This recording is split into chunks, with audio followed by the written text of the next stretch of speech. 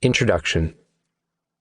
I sat alone in silence, my eyes fixated on my laptop screen displaying the Apple metrics from Keo, the digital journaling app and mental fitness company I had co-founded 3.5 years prior. It was the idea that made me leave a well-paying job, comfortable environment, and a secure life. As I glanced over the screen, one number made me shake my head in wonder. 86.9 million. The number of people we had reached in just under 2 years of being in the App Store. My next move was to hit the Delete App from App Store button. Despite all the hype in the media, collaborations with respected brands, and app features from Apple all around the world, Keo was failing. We needed more time and resources to develop a sustainable business model, and we no longer had either. After hitting delete, a flurry of questions passed through my mind, like a rocket with no chance of returning to Earth. How does this make sense? How could I fail at such a colossal level? What would people think? What judgments would people have? What would our investors and advisors say?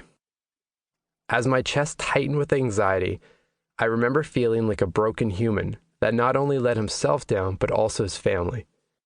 I had uprooted my wife and 1-year-old son, Caleb, from the neighborhood, city, and home we loved in Montreal to move to Toronto, with the idea of being in Canada's largest city to seize opportunity for the business, while also being physically closer to my co-founder. Living in Toronto came with prospects, but it also came with a much higher cost of living. However, that was okay because we sold our condo in Montreal and we would rent a home for a year until the business took off, then we could find the ideal neighborhood and home to raise our family. At the time, the business plan and financials backed up the decision to relocate. I would have regretted not. How can I ask the most powerful questions? Cal Fussman, iconic journalist, author, and storyteller. Behind the question. Cal Fussman asked some of the most thoughtful, well-timed, and impactful questions I have ever heard.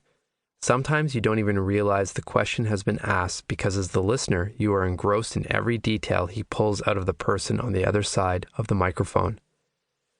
I am stunned every time I witness his talent, and not surprisingly, he's interviewed the most significant humans of our time. I remember my heart racing, sitting in front of my microphone, waiting for Cal to appear on my screen. Now I was asking the questions and hearing the voice of a legend reply in what I can only describe as a poetic storyteller. I would ask my question, then do the only thing I should be doing, mute the mic, shut up, and listen to Cal's words. I was not taking notes, and I was not. How do I get to the rim? Kobe Bryant, one of the greatest NBA players of all time.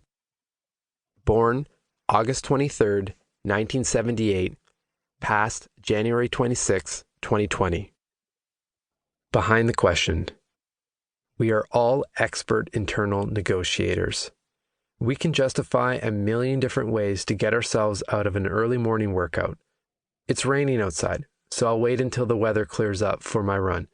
I'll eat healthy all day and get my workout in first thing tomorrow instead. I pushed it too hard yesterday, so today I need to rest. Insert whatever internal narrative you tell yourself to negotiate out of the things that are hard to show up for consistently. Be honest with yourself.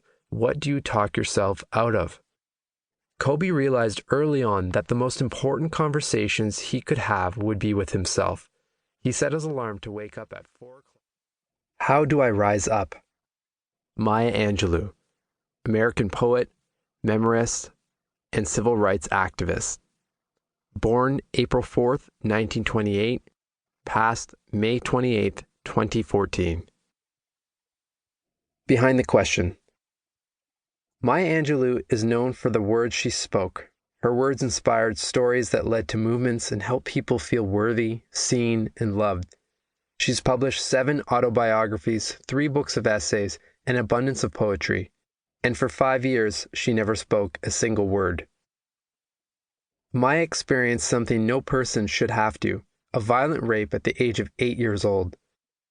Reluctantly, she ended up telling her brother, leading to other family members finding out, and ultimately, the rapist was found dead a day after being released from prison. Maya literally stopped speaking.